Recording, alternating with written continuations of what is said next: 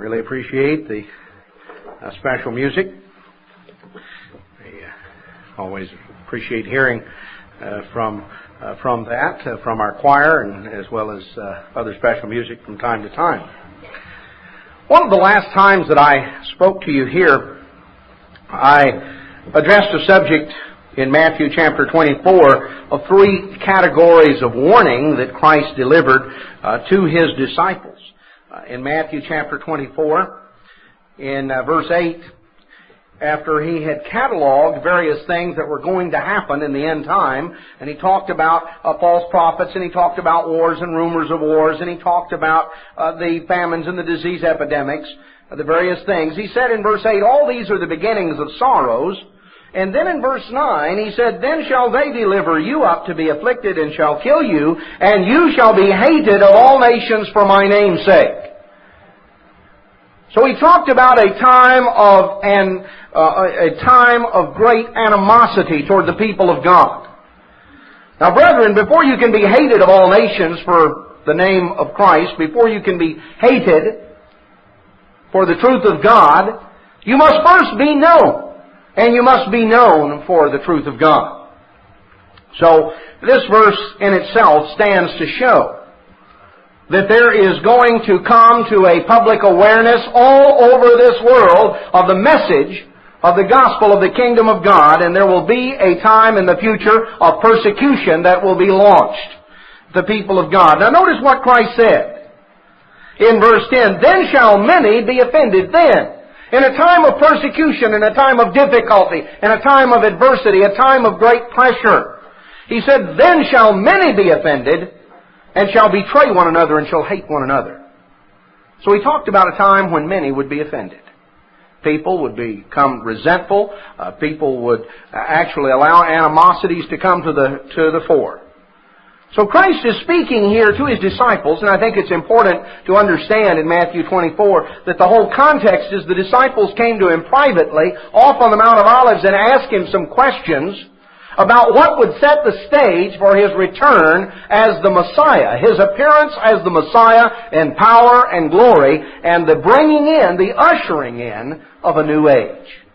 And all that Christ said in Matthew 24 all of these comments were predicated upon the question that had been asked.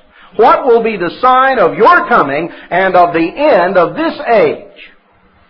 So Christ warned them. Speaking here, warning His disciples, warning God's people, that there would come a time when many would be offended. And then in verse 11 He talked about that many false prophets shall arise and deceive many. So we find that many will be offended, many will be deceived, and in verse 12, because iniquity shall abound. Iniquity, the word here literally means lawlessness. Anomia. Nomos is the Greek word for law, iniquity. Because lawlessness shall abound, the love of many shall wax cold. So we find that many will be offended, many will be deceived, and many will simply grow lukewarm, grow sort of cold and indifferent because of certainly the lawlessness of the society and a lack of focus on God's law. Because real love is not just a feeling or an emotion. Real love flows through the channel of God's law.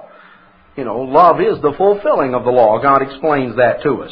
Then we're told in verse 13 that he that shall endure, he that shall abide, that shall remain steadfast unto the end, the same shall be saved.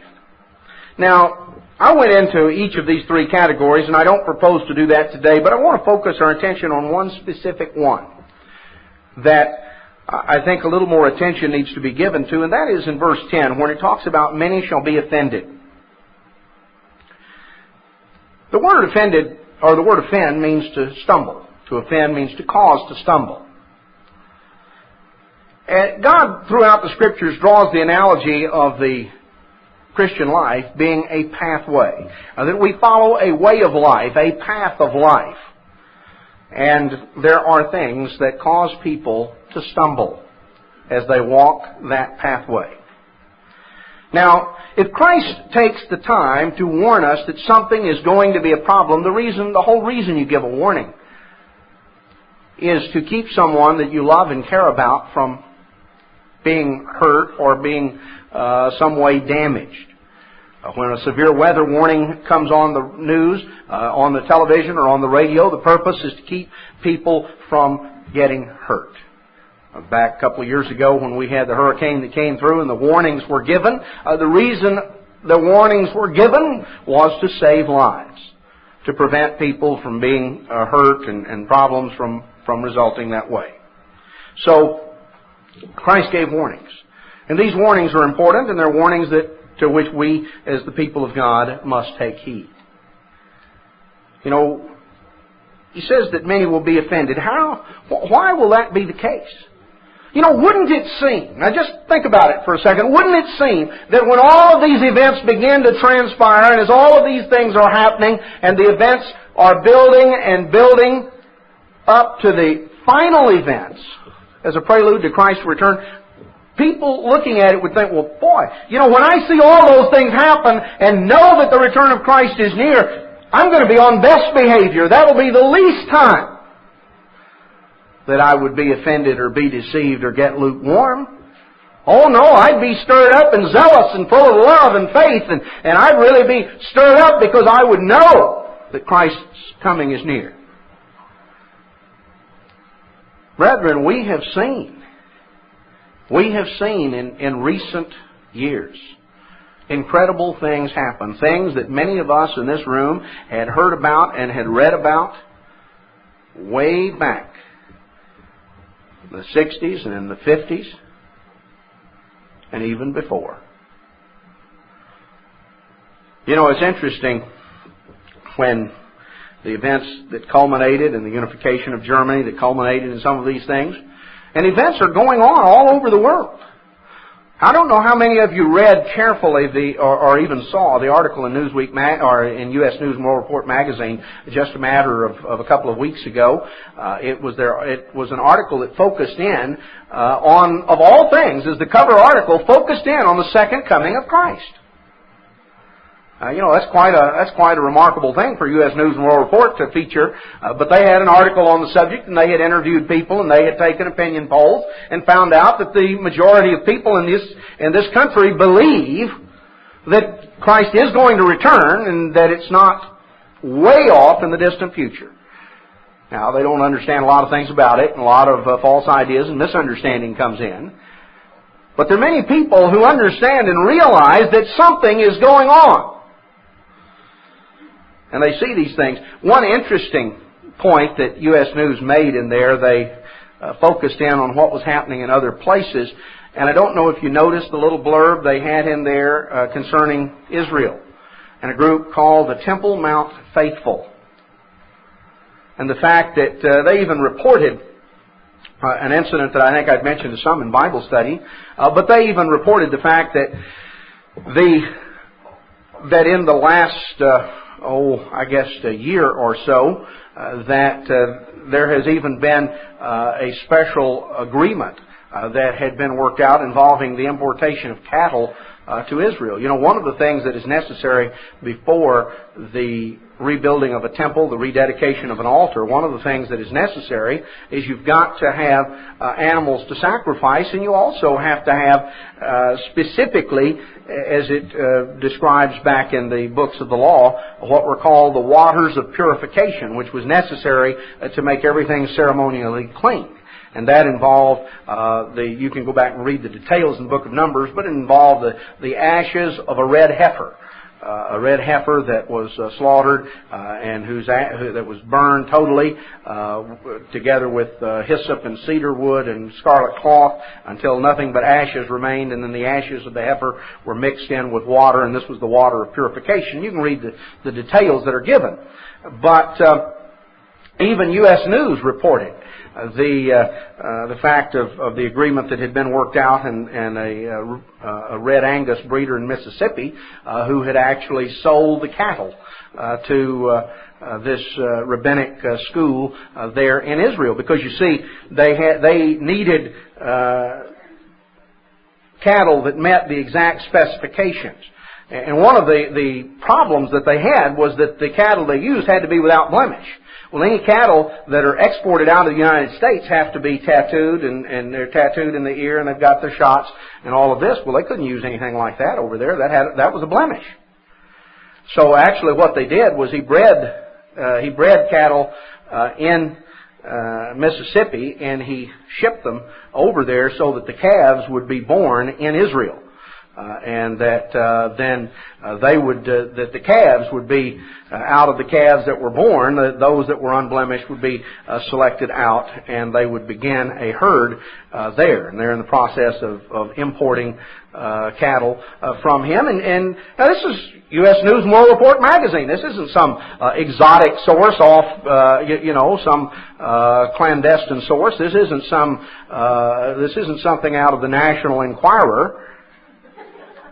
These are things that here a major news magazine in the United States, a conservative type magazine, is discussing issues such as this.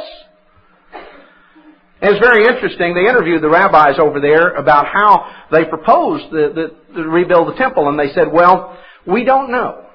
But what we're convinced of is if we are ready,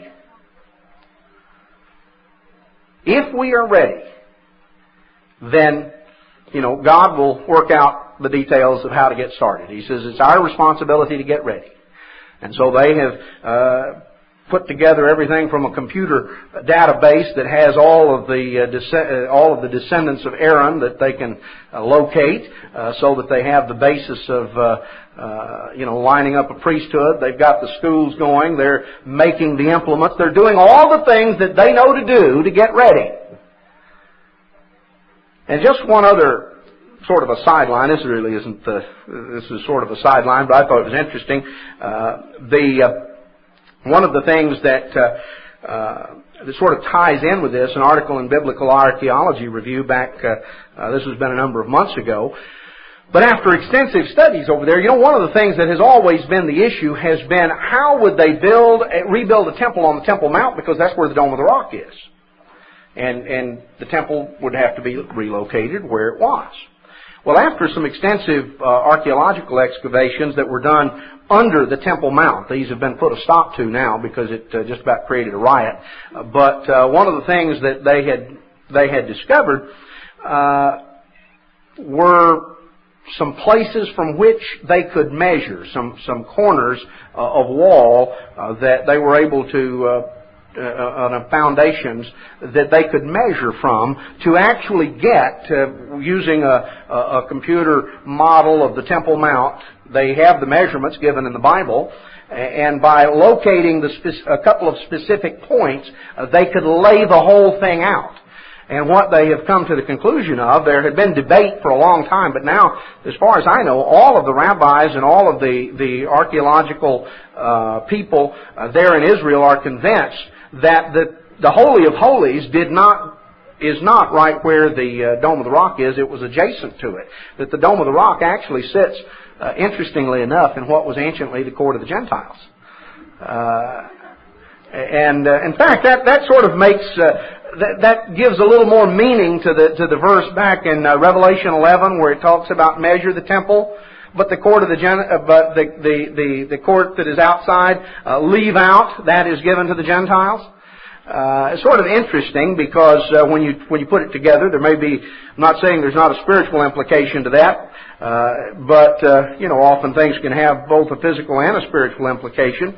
But the point is, it talks about measuring the temple and the altar, and those that worship therein. The court, which is without the temple, leave out, measure it not, it's given unto the Gentiles. This is in Revelation 11 too. Well, it's interesting. You keep watch on the fact of the attempt to broker a peace in Israel and in the Middle East, and realize Jerusalem is and always has been the bone of contention about which the Jews and the Arabs never can agree. And you keep watch on what's going to happen and to what extent is the door going to be opened up. I don't know the specifics of how it's going to be worked out, but I do know this, that things are shaping up. Now, there have been a tremendous amount of things that have occurred and that have shaped up in the last few years. And I think most of us don't have to think that far back. Remember there at the Feast of Tabernacles during the feast in 1989 as the Berlin Wall was breached and as literally we came to a pivot point in history. The history of the post-World War II era totally changed because up until that time, for really a period of 40 years, there had been an Iron Curtain, there had been a Cold War in progress. And at that point, within a matter of weeks, the Cold War was simply a matter of history. And the entire face of Europe had changed, and the stage was being set. The stage was being set for the emergence of the final superpower, the final United States of Europe, the final resurrection of the old Roman Empire. And so many of these things are going on. Brethren, as things happen, as things go on in the world around us, that's no guarantee that we're not going to fall in the category of being offended or being deceived or just becoming lukewarm and indifferent and all the zeal going out. Our love growing cold. Let's not ever kid ourselves that just because we look and this is happening and that's happening, oh, that means nothing will happen to me because I'm going to really be on fire. You know, nobody is ready to put their name on a sign-up list that want to volunteer. You know, how many of you like to volunteer to be offended and to hate one another? You know, we've got a list over here. You can all sign that. Or how many of you want to volunteer to be deceived? Everybody wants to be deceived, you know. Or everybody that wants their love to grow cold. Well, you can put that list out anywhere, and I don't think you'd get any signers. You know, I don't think you'd get any signers. Nobody wants to volunteer for something like that, and yet Christ said it would happen to many people. It happened to many. He didn't say maybe one or two. Now, what is this about being offended? What is it that causes people to be offended? You know, wouldn't it be a terrible thing to be in that category? Well, you know, we don't have to be. God hasn't predetermined any of us and say, you're going to get offended, and I'm going to make sure you're offended, and you're the one that's going to be offended. No, God hasn't assigned any of us to that category, though our actions and our choices will hold the key as to whether we assign ourselves. Now, let's understand a little bit of why people get offended. Why many will be offended. Here in Matthew 24, it specifically speaks in the context of a time when a lot of trouble is going on. When the going gets rough. When the pressure is on. In Matthew 26 and verse 30, we read here of the conclusion of the Passover service, Christ's final Passover with the disciples. When they had sung a hymn, they went out to the Mount of Olives. And Jesus said unto them, all of you shall be offended because of me this night. For it is written, I'll smite the shepherd. And the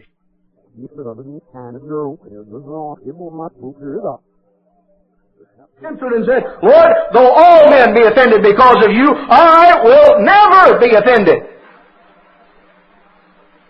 Don't lump me in with that. That'll never happen to me. I'll never be offended because of you. Boy, you can count on me. You know, Christ told him, He said, Peter, before the cock crows, you're going to deny me. You're going to deny me 3 times. Well, Peter didn't believe that. Well, Peter said, no, it doesn't matter. I'll die with you. But I won't deny you.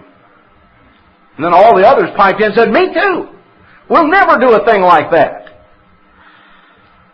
And you know what, brethren? At that moment, they didn't think they would.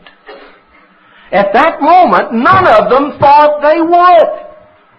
That's the last thing Peter ever imagined himself doing, and it's the last thing any of them. They thought, well, I wouldn't do something like that.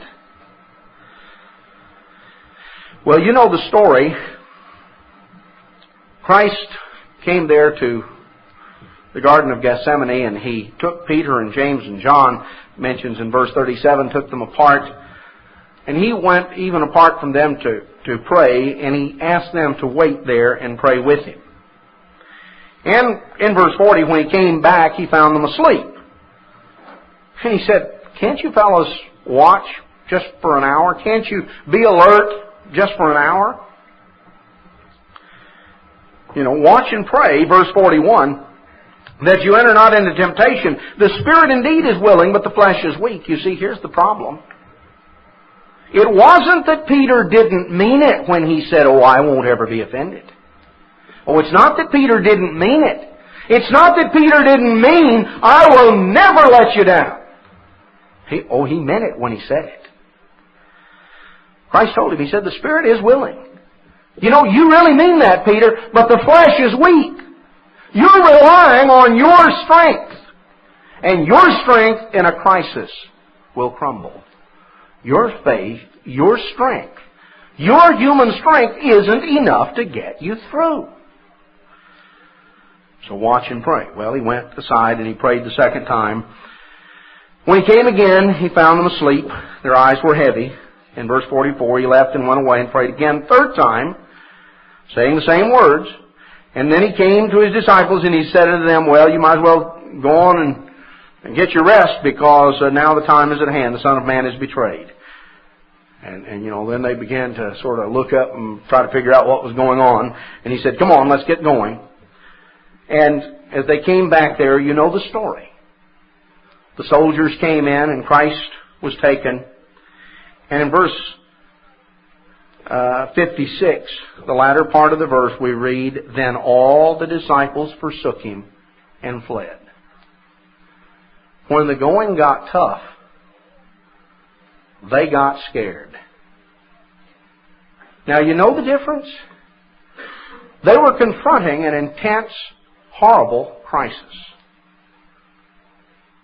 But they were confronting it on their own strength. They didn't recognize the insufficiency of their strength to see them through. Well, he says, you'll be offended, you'll stumble, you'll scatter like a covey of quail.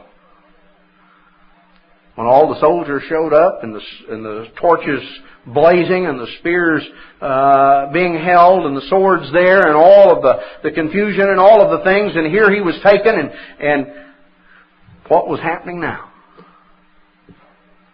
Now, Peter had drawn his sword out. He was ready to fight, and then Christ, all he managed to do was hack the guy's ear off, and Christ picked it up and put it back on. Told him, he said, "Peter, what's this sword going to do?" Here they are surrounded by scores of soldiers with weapons.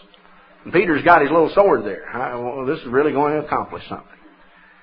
Christ told him, he said, "Peter," he says, "I could ask my Father, and He'd send 12 legions of angels.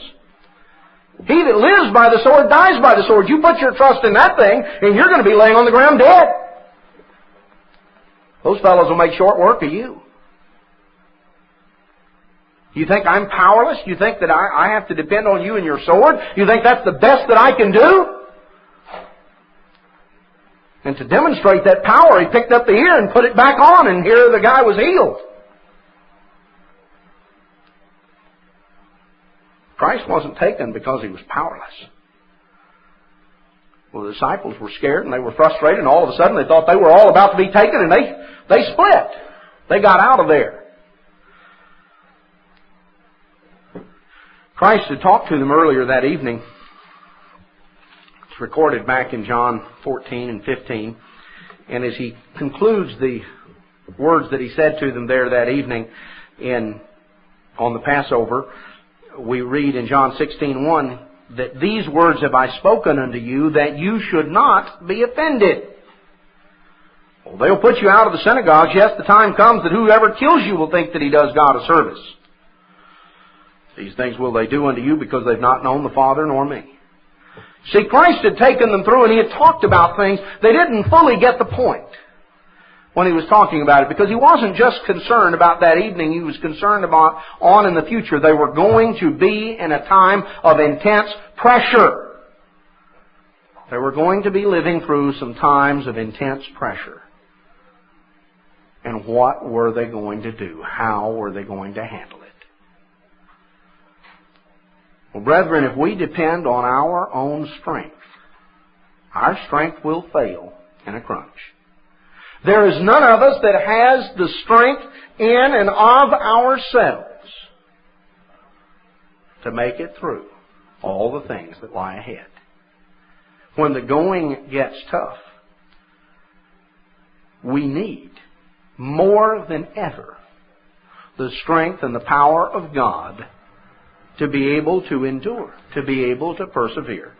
Jesus Christ spent hours in prayer that evening, wrestling through the point of totally turning it over to God and putting it in the Father's hands. He said, you remember the story as he started out his prayer, and he said, Father, if it's possible, let this cup pass from me. Everything within him, from the human standpoint, rebelled at the thought of all the horror that he was going to have to go through. But he said, nevertheless, not my will, but your will be done. And he wrestled in agony there in the garden to absolutely, totally, unconditionally put the whole situation in the hands of God the Father and say, nevertheless, not my will, but your will be done. And when he ended up, there was a positive confidence that he had. He says, come on, let's go. He was ready to meet and to face what lay before him. But the disciples weren't. Because you see, the reality of what lay before them didn't really sink in. It wasn't really real to them. Oh, they probably mumbled a little bit of a prayer, but they were tired, it was late, they were sleepy, they had had a big meal, and they just, about 5 minutes, they felt like they'd pretty well covered everything that needed to be covered, and they dozed off. They did not recognize their lack of self-sufficiency. They did not recognize their own weakness for what it was. They overestimated their own strength. And that's a dangerous thing for us to overestimate our own strength. You see, if we don't rely on God's strength, when we start relying on our strength, we're in trouble. Because our strength has a breaking point. Our strength has a bending point. Our strength is insufficient. I don't care how strong you are. You're not strong enough. Neither am I. The only source of strength that will never fail us is the strength that comes from God. God's strength will never fail in the crunch. Oh, you go through. Peter learned that lesson, and he learned it deeply, and he never, ever forgot it. You go through the book of Acts, and you read the things that he went through, and the boldness that he had. Peter learned how to face the pressure. Because you see, Peter didn't depend on his own strength again. He learned a bitter lesson that night. He did what he thought he would never, under any circumstances, do. Christ allowed that to happen because that was a crucial lesson to be learned. In Matthew chapter 13, one of the parables Christ gives is the parable of the sower and the seed. And we start out in chapter 13 talking about the sower and the seed. And remember, the sower went out and he sowed the seed, and some of it fell by the wayside. The birds ate it up, and some of it fell on stony ground, and it germinated quickly and came up quickly. But then when the sun got hot and the weather got dry, it withered because it had no depth of root. And some fell in an area where there were a lot of weeds and thorns, and it came up, but it never was productive. It was just choked out. And some of it fell on good ground, and it came up and was very productive. Then Christ went through to explain this parable on in the latter part, the mid-portion of the chapter. And he said, in verse 19, we'll pick it up of Matthew 13, when anyone hears the word of the kingdom and understands it not, then comes the wicked one and catches away that which was sown in his heart. This is he which receives seed by the wayside. He that received the seed into stony places, the same is he that hears the word, and anon with joy receives it, Oh, he hears it and he's excited and he's learned the truth and he's all stirred up about it. Verse 21, yet has he not root in himself? He has not root in himself, but endures for a while. For when tribulation or persecution arises because of the word, by and by he's offended. Now, here's talking about tribulation or persecution. The word tribulation is an interesting word in the Greek language because it's derived from a word that means pressure. It's derived from the same word that we get that the word for wine press. That's what it's talking about. You know what happens with a wine press. You fill it up with grapes and start turning the screw, tightening it down. And finally squeezes all the juice out. And sometimes we feel like, that's what's happening to us. Somebody's tightening down the screw and all the juice is getting squeezed out. And that's not a very pleasant feeling. So he talks about, in verse 21 of Matthew 13, two things, tribulation or persecution. See, tribulation just means the intense pressure. The intense pressure that comes on. And persecution, of course, is as we all understand. That is outright opposition and animosity and enmity. It can come in direct ways or a little more less obvious ways. Sometimes you can be persecuted in a more subtle way, and sometimes in a very direct way, as God's people have been from time to time down through history. But the point is, what happens here? What's this category? It's the category that did not have a good root system. They were not well rooted. They lasted for a while. They started out quickly and they lasted for a while. But when the pressure got on and when the trouble and the opposition, the persecution began to build up, they withered. They were offended. You see, pressure is what causes many to be offended. We're warned about that. We're warned that many will be offended when the pressure is on. That's the specific thing that Christ mentioned in Matthew 24, that the time when many will be offended will culminate when the pressure is really brought to bear. When we're under a lot of stress and pressure, it brings out certain things. And this happens on the physical level. I think we all know when a disaster strikes, for some it brings out their best, and for others it brings out their worst. Some take advantage of the opportunity to go out and loot and try to steal something that they think they can get by with in a time of crisis when everything is breaking down, and others will just literally seemingly work the clock around trying to help or trying to serve, volunteering their time. Pressure puts a stress factor in our lives, and any of the flaws that run through our character are, let's say, made more clearly manifest. The more pressure, the more stress that's there. Many will be offended because of the pressures, because of the stress. What do we see here? What do we derive from these lessons? Because none of us want to be offended when we're under those pressures. None of us want to crack. None of us want to stumble at the way when the pressure is on. How can we prevent it? Well, we're told right here, Matthew 13, the problem as to why these people are offended when the pressure is on is because they're not deeply rooted. Your roots have to run deep. You've got to know and know that you know. You've got to be deeply anchored in the truth of God, the Word of God. Because if you're not, you won't endure. Sometimes the only thing that enables us to make it through is because we know and we know that we know what God says. And that's all that enables us to hang on. Because we know it. You can't turn loose of it.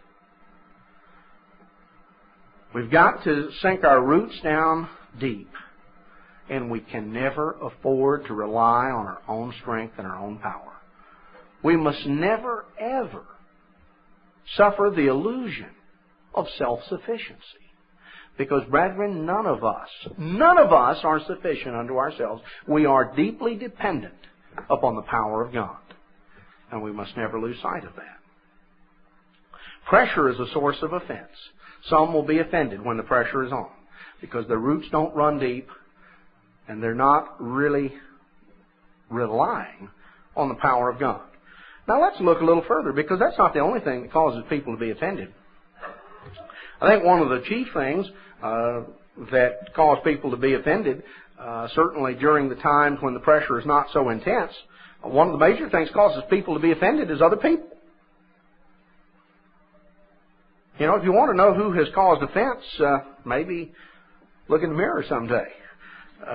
You know, and that applies to me too, because James says in James chapter 3 and verse 2, in many things we all offend. James 3:2, in many things we offend all. If any man offends not in word, the same as a perfect man, able also to bridle the whole body. If you've never said the wrong thing at the wrong time, well, you need to be explaining to the rest of us how to, you need to come on up. Because we all, if any man offend not, the same as a perfect man. If you've never offended in word, you've never said something you shouldn't. Oh, one of the great things that can cause people to stumble is other people. And when we're living in times that are relatively calm, when you compare the times of pressure and the times of intensity, I know some of you are going through great pressure and intensity in your own personal lives right now. Maybe because of health problems or financial problems or family problems or things of that sort. And we go through our times of intense pressure in our personal lives. But let's face it, in the world in which we live right now, it is a time of relative calm for most of us. See, we're not living over in Bosnia right now. We're not living in Haiti. We're not living in some of these areas that are nothing but a living hell. Oh, the sky is blue and the sun is shining and the birds are singing. And we can smell the chili cooking, so we know where our next meal is coming from. It's a time of relative peace. It's a time of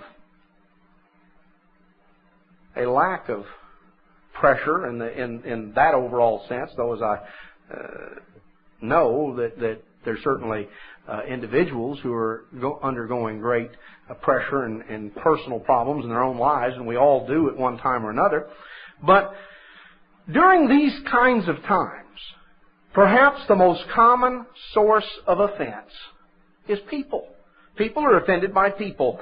And we all do something or say something at one time or another that causes somebody else to stumble. And in many things, we offend all. What do you do if you have done that? You know, we need to be perceptive and we need to think about and evaluate. We know that it's not something to be taken lightly. It's not something to be taken casually and say, well, we all offend, and so, I only offended 10 people today, and that's a pretty good day, and I didn't offend everybody, and so I don't think, it's nothing to worry about. We should not take it in a casual or careless way. We recognize that because we are all human, that sometimes we just blast something out. We say something in a way that maybe we didn't fully anticipate the way it might come across. But Christ made plain that as to how we go about some of these things and what we are to do. Because He tells us that back in the Sermon on the Mount, that if you bring your gift to the altar and there remember that your brother has aught against you, then what do? Well, you leave there your gift and you first go and be reconciled to your brother, then come and offer your gift. Christ brings that out and emphasizes that sort of an approach that we're to have.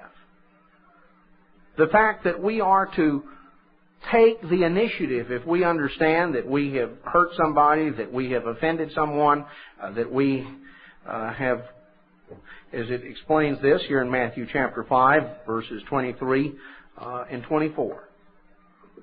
Matthew 5, 23 and 24. You know, when we come before God, and as we think back, if we are conscious that we have offended, that we have hurt, then we need to take the initiative to try to clear it up. Because that is something that can stand in the way of our relationship with God. So we're not to take lightly the fact that we all say and do things that sometimes inadvertently causes offense. Hopefully nobody is going to intentionally do that, but we don't perfectly bridle our tongue. But there are other ways that people offend, people cause offense. In Matthew chapter 18, we have something that brings out several different aspects of this. In Matthew chapter 18, in verse 1, the disciples came to Jesus and said, "Who is the greatest in the kingdom of heaven?"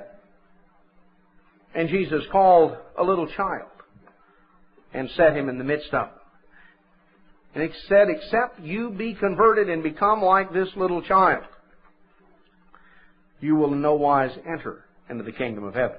I want to read this portion out of the New English Bible because I think it gives a little clearer sense than just a little more readable here. The disciples asked, "Who's the greatest in the kingdom of heaven?" He called a child, set him in front of them, and said, "I tell you, unless you turn around and become like children." You see, that's what the word repent means. It means to turn around. "Unless you turn around and become like children, you won't enter into the kingdom of heaven. Let a man humble himself till he is like this child, and he will be the greatest in the kingdom of heaven. Whosoever receives one such child in my name receives me. But if a man is a cause of stumbling to one of these little ones who have faith in me, it would be better for him to have a millstone hung around his neck and be drowned in the depths of the sea. Alas for the world that such causes of stumbling arise. Come they must, but woe betide the man through whom they come. If your hand or your foot is your undoing, cut it off and fling it away. It's better to enter into life maimed or lame than to keep 2 hands or 2 feet and be thrown into the eternal fire. If it's your eye that's your undoing, tear it out and fling it away. It's better to enter into life with 1 eye than to keep both eyes and be thrown into the fires of hell." Now, Christ obviously is talking here using something to illustrate a point that no matter how close, how important something is to you, don't let it be your undoing and the undoing of others. Don't hold on to it. Obviously, if you have a problem with stealing, cutting off your hand is not going to solve that problem. Because stealing originates in the mind. The hand merely carries out the mind's directions. The fact that you can't see is not going to prevent you from ever lusting. Because you can't tear out the eye that is in the mind. So, Christ is using an illustration here. But I want to call your attention, because a lot of times we read that. He's talking about those who cause others to sin. Those whose conduct, those whose actions, whose words or actions cause others to stumble. It's interesting that the opinion of the rabbis was that Jeroboam was the worst sinner. And you know why? This was their reasoning, because every time it mentions him in the Old Testament, it always adds the phrase, for he caused Israel to sin. He caused Israel to sin. You know, that's the record that he goes down by. We just might notice a little bit back in 1 Kings 14. You remember the story of Jeroboam. He was the one that Solomon had run out of town, had run out of Israel, and Jeroboam had been in Egypt for a period of time, finally came back after Solomon's death. And Rehoboam, who took over as king, was sort of an insecure sort, and he was going to let everybody know who was in charge. And he wound up, and the whole thing erupted and blew up in his face. And Jeroboam emerged as the leader of sort of the tax protest movement of the day. Because they were complaining about high taxes, which seems like the Israelites have been doing ever since, and all down through time. That's a good gimmick for a politician, is to claim that he's going to lower the taxes. Well, Jeroboam made that promise. That was his political platform. Read my lips, no new taxes. We're going to cut taxes. And I don't know whether he did or not. He certainly made a mess of things when you go through and read about Jeroboam. But he was the man of the moment. And he was swept into office. The 10 tribes put him in as their king. And if it hadn't been for God's mercy to David, Rehoboam would have been totally out on his ear. Well, Jeroboam gets in and he's king, and the first thing he begins to do is look around and figure that when the new wears off, people are going to be going down to Jerusalem every year at the feast, and they're going to be there at the temple, and Rehoboam, of course, will be there in a prominent position because, after all, he's king down there. Jeroboam thinks to himself, see, a little human reasoning. He says, it's just going to be a matter of time till they get tired of me, and then they're going to start looking to him. And of course, that's the way it is. The politician comes in and, he's the man of the hour, he's the savior of the people, and give him a year or two, and usually people are ready to throw the bum out. And you see all these signs, don't blame me, I voted for somebody else. People, in fact, sometimes gets hard to find. How did this guy get in there? Nobody supports him. Everybody's against him. They've been against him for years.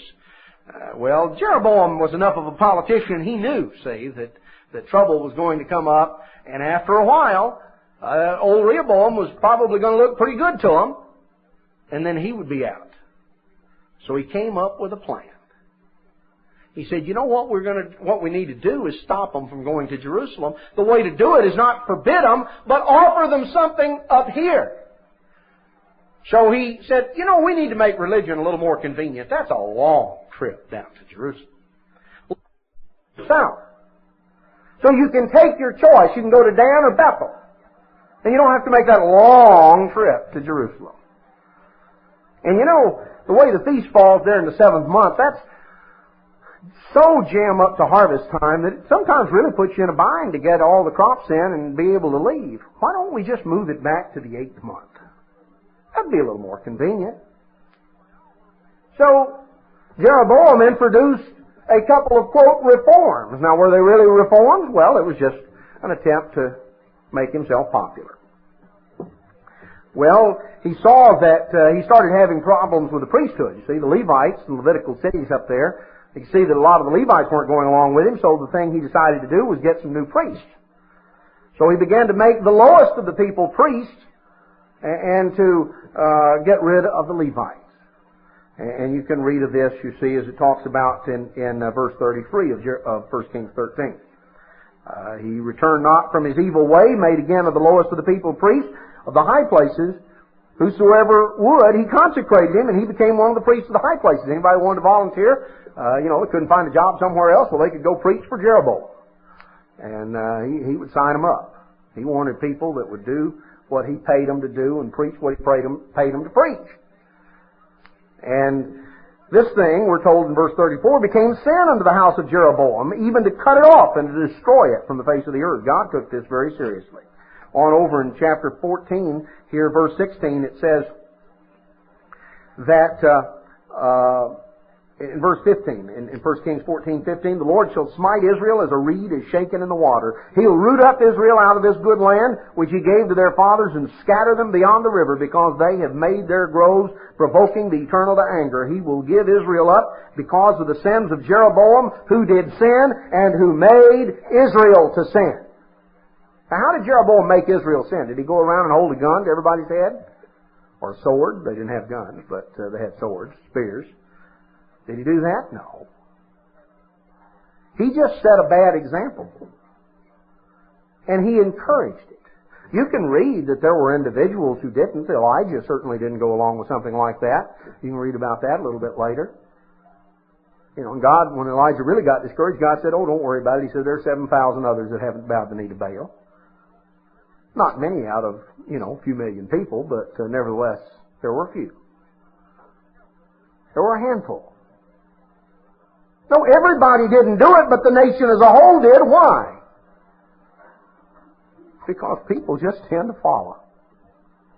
And Jeroboam gave them the path of least resistance. He gave them something easy, gave them something convenient, and so they just sort of followed in. Everybody sort of fell in. And God talked about what was going to come on Israel, and it didn't actually come to pass until 200 years later. But he refers to Jeroboam, the sins of Jeroboam, who did sin. That's bad. And who made Israel to sin. That's worse. You see, when it talks about if you're a cause of stumbling, when Christ talked about in Matthew 18, if you're a cause of stumbling to one of these little ones who have faith in me, you'd been better off just thrown in the sea and drowned. See, to be a cause of stumbling is to be like Jeroboam, to set an example that draws others into sin. We can do that by words and actions to entice and to encourage people to get off the track and to depart from God's way. That's what Jeroboam did. You can come on down a little further in chapter 15. In verse 26, it talks about Jeroboam's son. In verse 25, Nadab, the son of Jeroboam, began to reign over Israel in the second year of Asa, king of Judah, and he reigned over Israel 2 years. He did evil in the sight of the Lord, walked in the ways of his father, and in his sin wherewith he made Israel to sin. And on down in verse 30. Because of the sins of Jeroboam which he sinned, and which he made Israel sin, by his provocation wherewith he provoked the Lord God of Israel to anger. On down in verse 34. He did evil in the sight of the Lord, walked in the way of Jeroboam, and in his sin wherewith he made Israel to sin. Now, we could go on through 1 Kings, and you find this over and over, the way of Jeroboam, and the sin wherewith he made Israel to sin. 2 Kings 3, it talks about Ahab, and Jehoram, Ahab's son, began to reign over Israel in Samaria in the 18th year of Jehoshaphat. This is 2 Kings 3:1. And in verse 2, we're told that Jehoram wrought evil in the sight of the Lord, but not like his father and his mother. He was a little better than Ahab and Jezebel, because he did put away the image of Baal. He did put away the idol of Baal that his father had made. Nevertheless, he claved unto the sins of Jeroboam the son of Nebat, which made Israel to sin, and he departed not therefrom. You can come all the way back here. We'll just notice one other verse back, 2 Kings 23. Way on back here, 2 Kings 23. This is talking about the great reform of Josiah, when Josiah was king of Judah. And in verse 14 it talks about that he broke in pieces the images. Josiah had actually come up into the northern part, which wasn't his kingdom, but he'd come up there and tore down their idols and cut their groves and filled the places with the bones of men. Moreover, the altar that was at Bethel in the high place, which Jeroboam the son of Nebat, who made Israel to sin, had made, both that altar and the high place were broken down and burned in the high place and stamped into powder and burned the grove. This is 2 Kings 23:14 and 15. Over and over, every time Jeroboam's name is mentioned, Jeroboam the son of Nebat, who made Israel to sin. Now, how is that for a record to go down in history? Every time God mentions him, he says, yeah, this is the guy that got the whole nation off the track. Yeah, this Jeroboam the son of Nebat, he's the one that caused the whole nation to get off the track. Never got back on. The example of one man, the example of one leader, the king of Israel, caused the nation to sin. Now, were they responsible for what they did? Yes, they were. They were responsible. You find that there were times of revival, and there were those who left and who came down to celebrate the Passover of Hezekiah. You can read that. We won't go through it, but it's back there in Chronicles. You can read that there were individuals who responded to a man like Elijah or Elisha. There were servants of God in northern Israel, but the nation as a whole got off the track and never came back. Christ in Matthew 18 says, if a man is a cause of stumbling to one of these little ones, we don't ever want to be. We don't want to have some record of us like a record of Jeroboam. Yeah, he's the one that got all those people, messed these people up and caused them to sin. He's the one that got them off the track. No, We're warned. You see, people are offended because of people. People stumble because of people. Now, sometimes we inadvertently say something that can cause offense.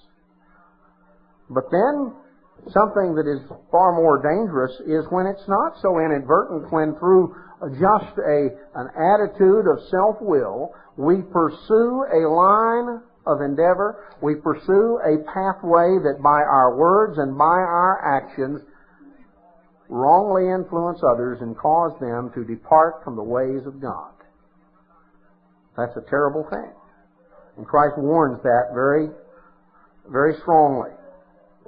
That is something of which we must always be careful.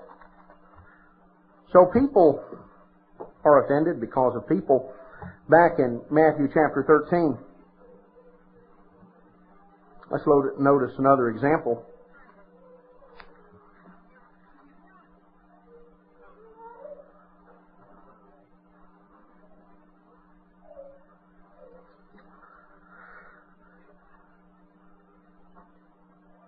Matthew 13:24. Another parable put forth he unto them. Christ gave them a parable. He said, the kingdom of heaven is likened unto a man that sows good seed in his field, and while the men slept, his enemy came and sowed tares among the wheat, and he went his way. When the blade was sprung up and brought forth fruit, there then appeared the tares also. And the servants of the householder came and said, Sir, didn't you sow good seed in the field? Whence did the tares come? He said, well, an enemy's done this. And the servant said, you want us to try to go get them all out? He said, no, lest while you gather out the tares, you root out the wheat with them. Let them both grow together unto the harvest. And in the time of the harvest, I'll say to the reapers, gather together the tares and bind them in bundles and burn them. But the wheat is to be gathered into my barn. Well, Christ went on down and he explained this.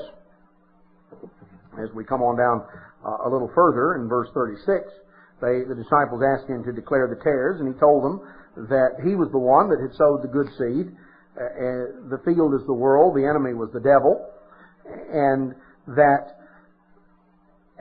the harvest is the time of the end, when the angels will serve as, are in the role of the reapers. They came to gather out and to gather together those for God's spiritual harvest.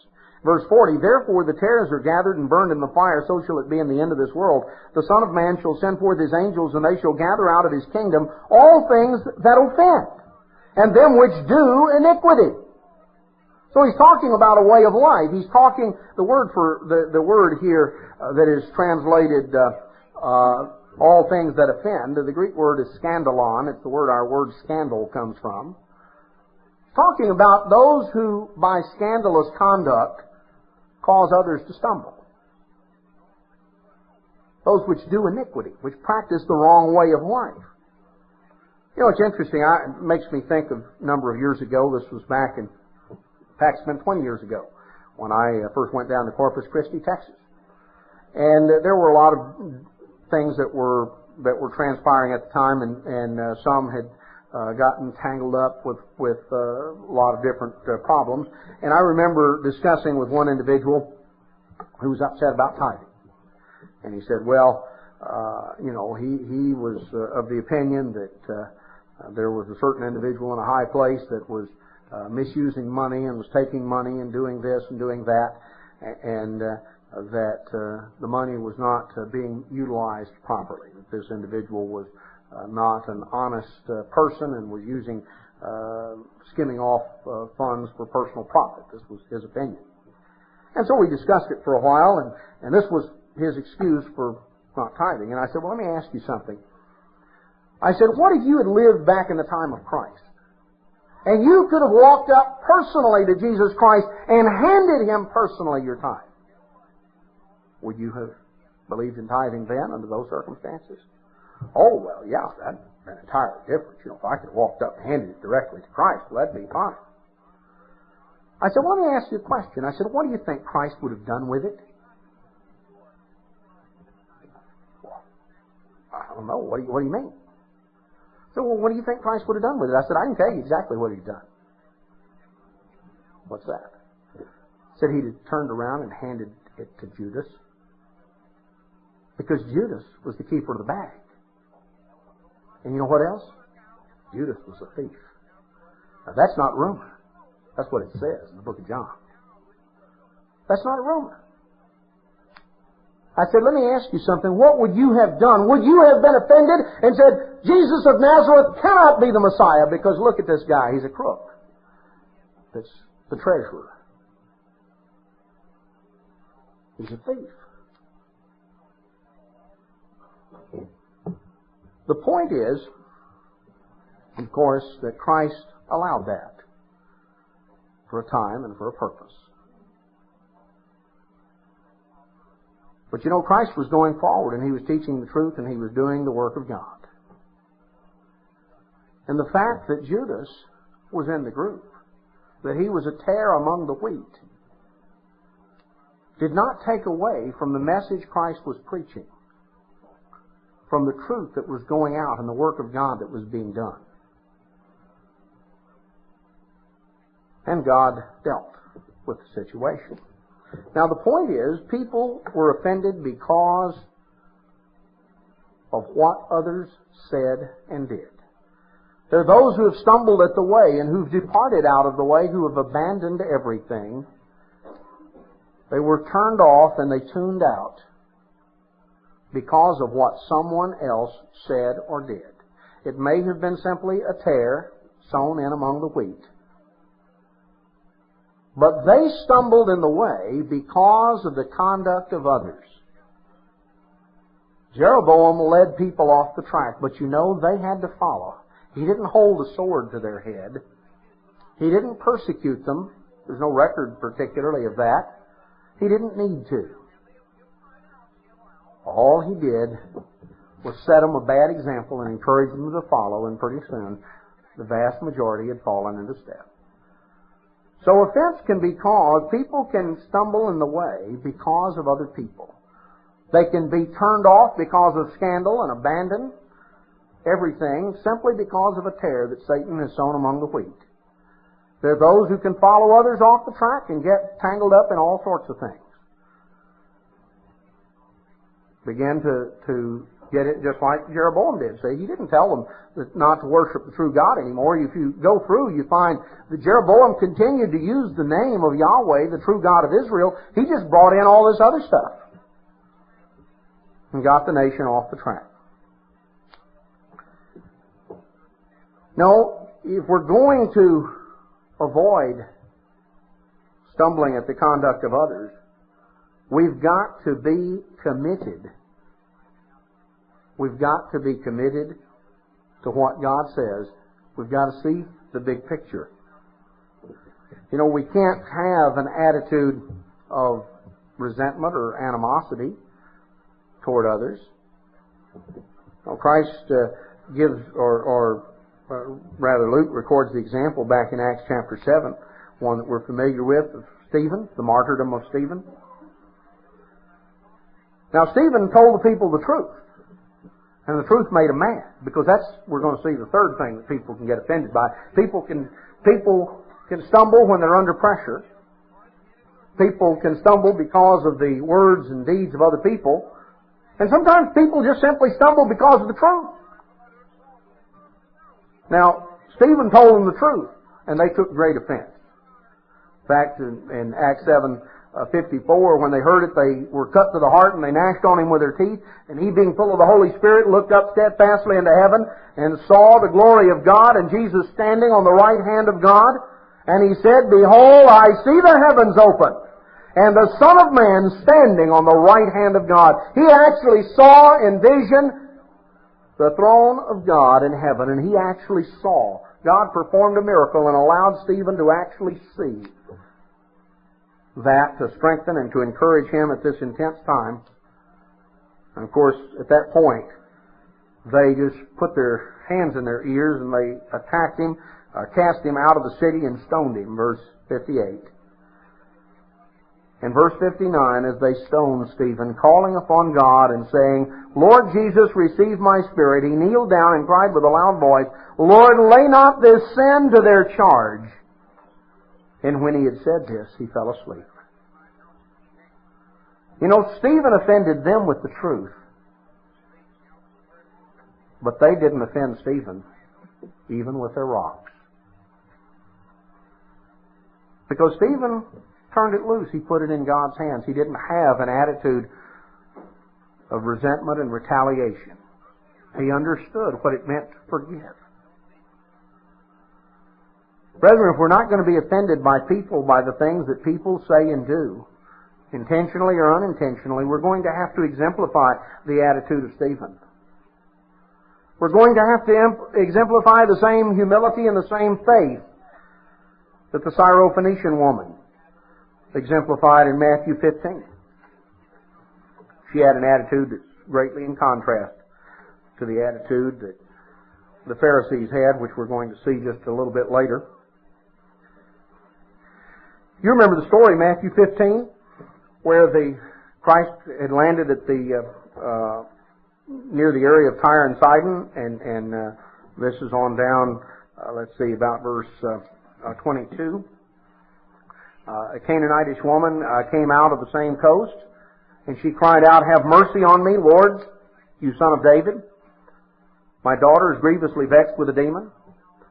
And Christ didn't respond. He didn't say anything at the time, and she was continuing to come and to cry out from a distance, and the disciples said, "Look, tell her to leave. Tell her to go away. She's creating a disturbance."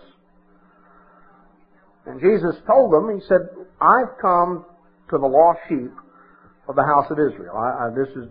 This time is not the time of a ministry to the whole world. I'm here specifically to the lost sheep of the house of Israel." And so instead of going away, though, she came closer. She kept coming, and she came and worshipped Him, verse 25, and said, "Lord, help me." And He answered her. He said, "You know, it's not appropriate to take the children's bread and feed it to the dogs." And she got highly offended and left. No, that's not what she did. She said, "Lord, that's true. But you know, even the puppies under the table eat the crumbs that fall from the plate." That was her attitude. An attitude of humility and an attitude of absolute faith. And Jesus said unto her, "O woman, great is your faith. Be it unto you even as you will." And her daughter was made whole from that very hour. You know, Christ didn't come to perform great miracles and to work great works throughout all the Gentile areas. He was there in a specific narrow area. But here was a woman that came to Him and exemplified an attitude of humility and faith that her example is set down for every one of us. Pointed out. And He performed a miracle for her.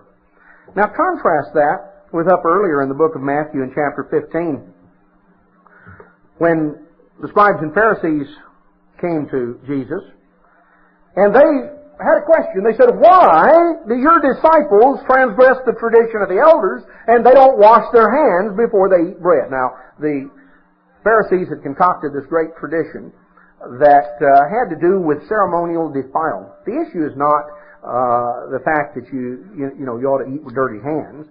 The issue wasn't that they were soiled. The issue was that if you had been out in public, you may have brushed against a sinner.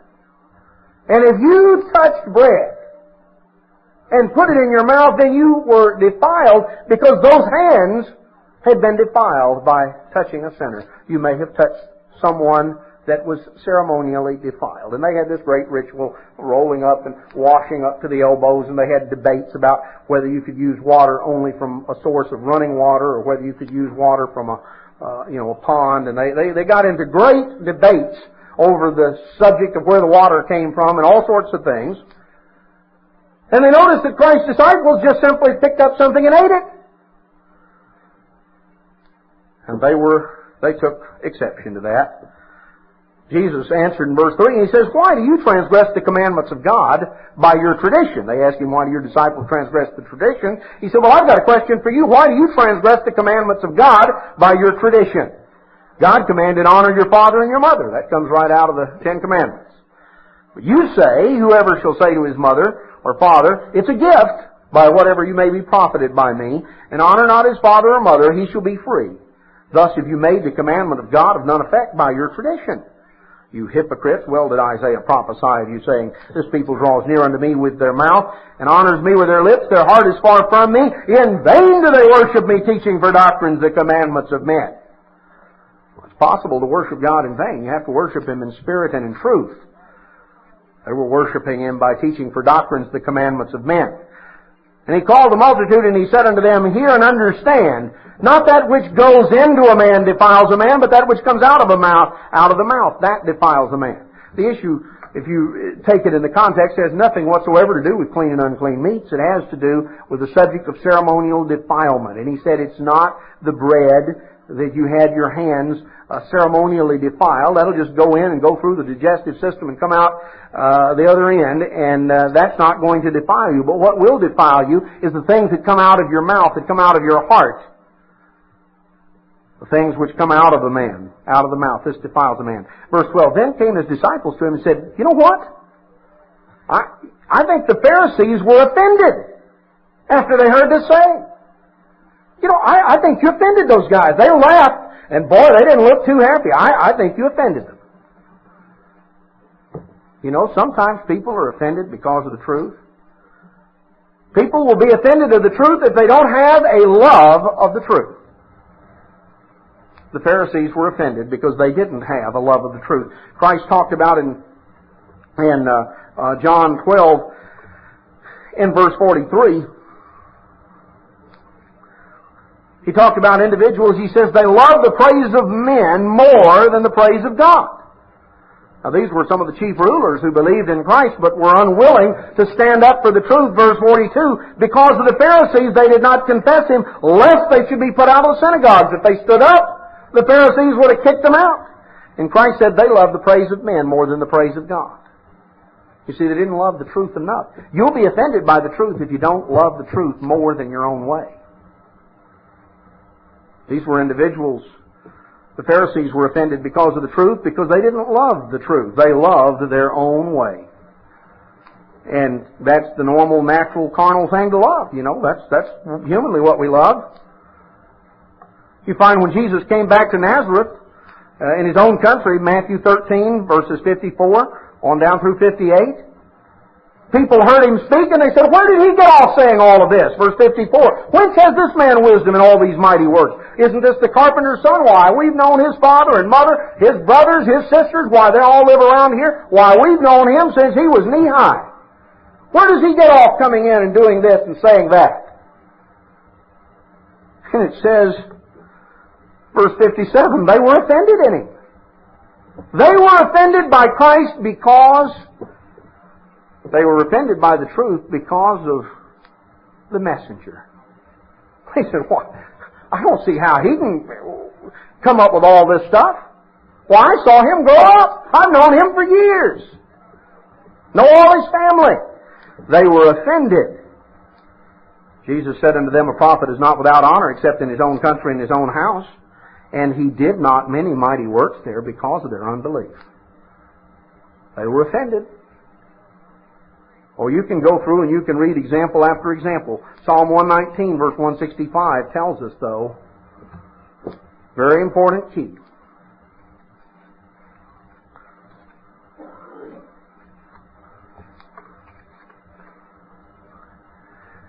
Great peace have they that love Thy law, and nothing shall offend them. Great peace. If you love the law of God, if you love the truth of God, there's a peace of mind that you have. You're not going to stumble and be offended because of the truth. Oh, the truth may hurt sometimes. Truth can hurt because, you know, the truth of God, the Word of God is sharp and powerful like a two-edged sword, and it'll pierce, it'll cut. If you read the Bible and never get your toes stepped on, then you're not reading it properly. Because if you really read and study the Bible, there are going to be some things that are going to hurt. There are going to be some things that are going to cut. You're going to see some things that point out changes you need to make in your life. All of us are. Oh, you can read through Scriptures and you can find examples of where a man of God came to a king or to a ruler and told him the truth. And the ruler was so upset, he had the messenger executed or thrown in jail. He didn't love the truth. He loved his own way. He was offended because of the truth. Some will be offended because of the pressures, because they're not deeply rooted and anchored and grounded in the truth, and they're relying on their own strength and not on God, and they will stumble.